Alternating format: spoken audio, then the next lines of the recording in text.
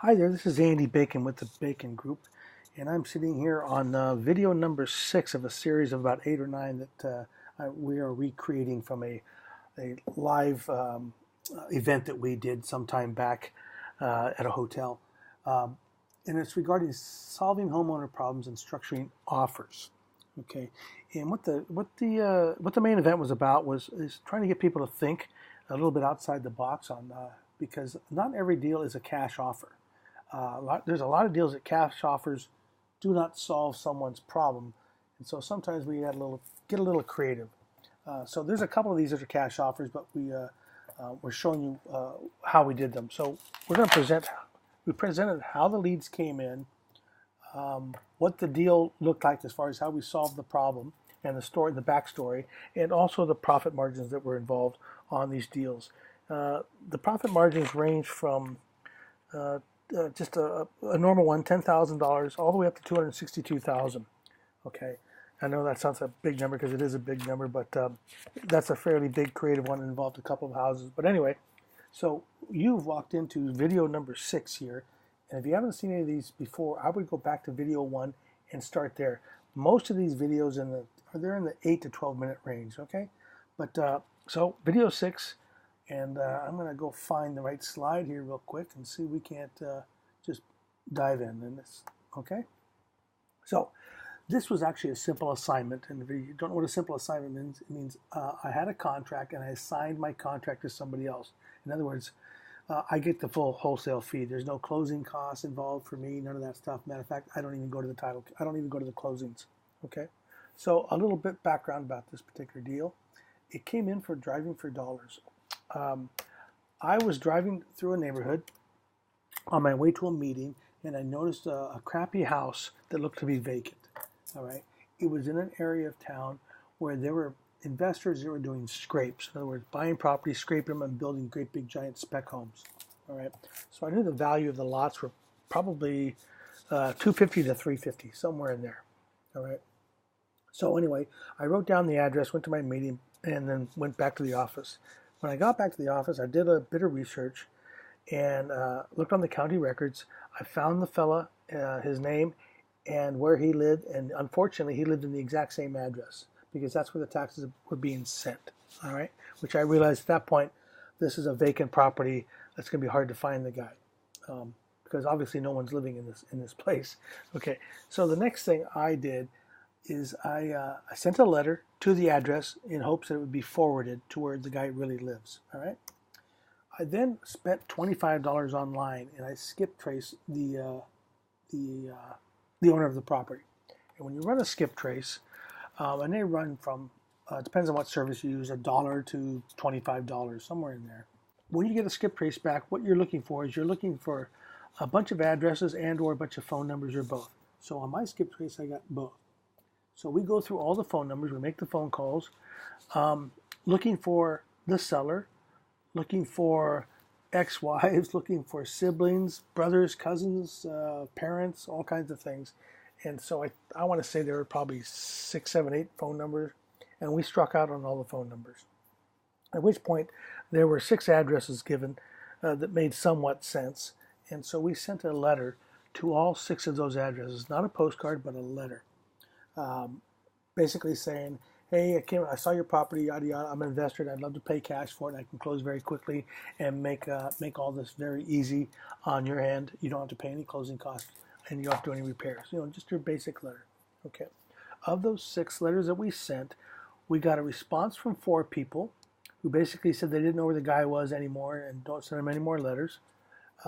We had 1 letter that was returned to the office, and 1 letter that was not returned to the office. Okay?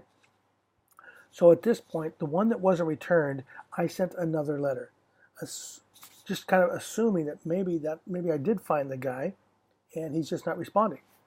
So we sent the letter, and then a few days goes by, and out of the blue, I get a phone call, and I'm basically talking to a fella who is disgruntled. He doesn't like the government. He doesn't like the water company, the electric company. He doesn't like anything or anybody. He's not mean. He's just a very negative human being. Okay, so I'm trying to explain to him what a nice fellow I am and how I'll buy the property all cash, close as fast as he likes in the whole 9 yards. And he's still complaining about there's liens against the property. The electricity company tried to rob him. The water companies, they're a bunch of thieves, and all this kind of talk is what we're getting. So I suggested, I said, listen, I'm prepared to close this.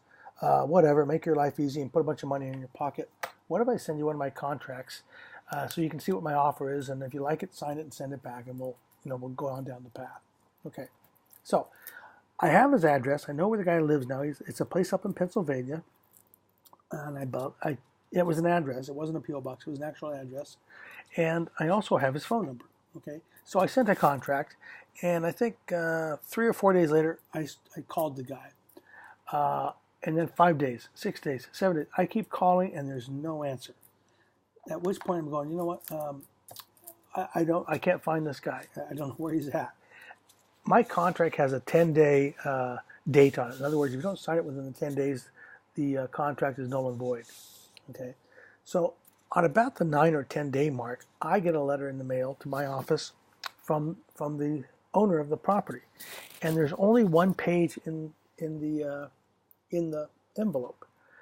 My contract sometimes, depends on who prints it, either comes in 2 pages or comes in 3 pages. And on the 3rd page, there's literally 2 lines with 2 places to put dates. And it's a signature line and a date, a signature line and a date. And unfortunately, that's what was sent to this guy. So in the letter, when I opened it up, lo and behold, there's one piece of paper in there.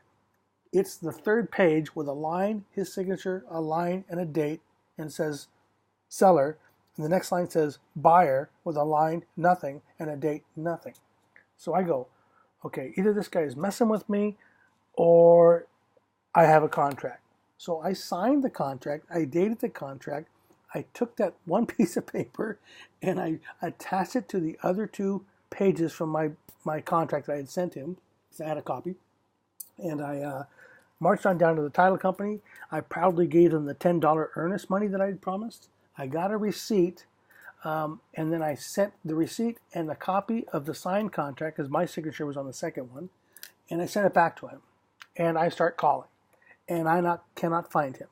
I can't find him for 1 day, 2 days, 3 days, 4 days, 5 days. Cannot find this guy, and I'm going, you know what? Whether he believes it or not, I've got a contract. So I go and I hire a private detective for $150. I get online, I Google some stuff up in the area of Pennsylvania, hire a private detective, explain my situation, and for $150 he says, fine, we'll go see what's going on at the address tomorrow morning. So tomorrow morning comes and goes, private detective calls me back, and here's what he's got. The guy's address is a small strip mall. There is a hair salon, a FedEx building, another area which is completely covered in newspaper, which is his address, and a pizza joint. So he's left a message on the building, or on the office, I guess, of the where all the newspaper is. He's also talked to the FedEx guy next door who says, yes, he does live here. He comes and goes daily, weekly, whatever. We don't know, but we take his mail for him. The private detective tells me, he said, listen, if he doesn't call you in 24 hours, we'll go to plan B, whatever that was going to be, because neither one of us had figured that out. Okay. So then 24 hours goes by. I call the private detective, and he's in the middle of something. He says, listen, I'll call you back in just a bit. And I said, listen, we got to go to plan B. All right. In the meantime, the guy calls me again, out of the blue. And I said, hey, man, where have you been? Did you get my contract? Yeah, I got your contract. And he's still hemming and hawing about all the liens and the city and the government and everything but aliens, I think.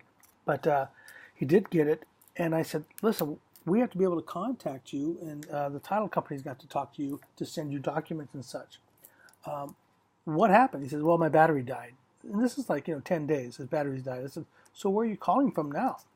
I'm calling from the FedEx office next door. Oh, I said, okay. Is there someone there I could talk to? He goes, yeah. So he puts me on the phone with the FedEx guy. And I said, listen, I need to be able to contact this guy because we're buying a property from him, which is going to put quite a bit of money in his pocket. Is there a way that we could get him a cell phone? I'm willing to pay for it by credit card or online. So bottom line is, for $47, the FedEx guy helped me get this guy a Cricket phone, or whatever it was. I think it was a Cricket phone. So we bought the guy a Cricket phone for a month. I guess in the criminal world they call them burners or something like this. Anyway, so we get him a phone, and so now we're back in business again. All right, so we're FedExing things like that. So back and forth, we send him the contract. Bottom line is, I get the contract, and we organize the closing, and we are good to go. Get a phone call from a friend. I'm with a contractor in a Home Depot, and we're talking about something else. And I said, oh, by the way, I've got a scrape type of deal. He says, oh, where's that at? And I explained it. He goes, oh, I'm interested. I said, I got a real big fee on it. He goes, what do you mean? I said, I have a huge fee on this because I'm under contract. I said, I can talk to this guy. I've sold him properties before. I said, listen, I'm under contract at 2 1/4, and I want 3 1/4. He goes, what? I go, yeah, I want 3 1/4. I want a $100,000 fee. I'm willing to tell you because I know I can sell it. He says, no, and he offered me like 65 or something. I forget what it was. I said no, and he said, okay, fine, I'll call you back in a bit. So he called me back, and we negotiated a little bit more, and I said, no, not going to happen. So then he called back a third time. I'm still in line. This is all taking place in 5 minutes. So bottom line is, I sold it to him for an $85,000 profit. I could have gotten 100 from somebody. This is a guy who's been a repeat buyer. He's also lent me money in the past, so I gave him a $15,000 discount. The real story of this is, when I told this in the seminar in front of a lot of people at a hotel, and I'm taking questions, and because the story's a little longer and a bit more colorful, I guess, I'm asking for questions, and I got a gal sitting in the front row, and she raises her hand, so I call on her, and everybody's buzzing because they're hearing the numbers. Because this is obviously a pretty good assignment fee for a wholesale deal. And her question to me was, did you pay the private detective before or after he found the owner of the property? I said, well, I paid him before so that he could go look for the owner. And she says, I would never do that. What if he didn't find the guy? And the whole place is looking at me. I'm looking at her. I'm just going, oh my gosh, apparently you've missed something here. I've got about $250 involved at risk to make what I thought at the time about 100 grand. And I made 85,000. I think I'm willing to pay the private detective up front.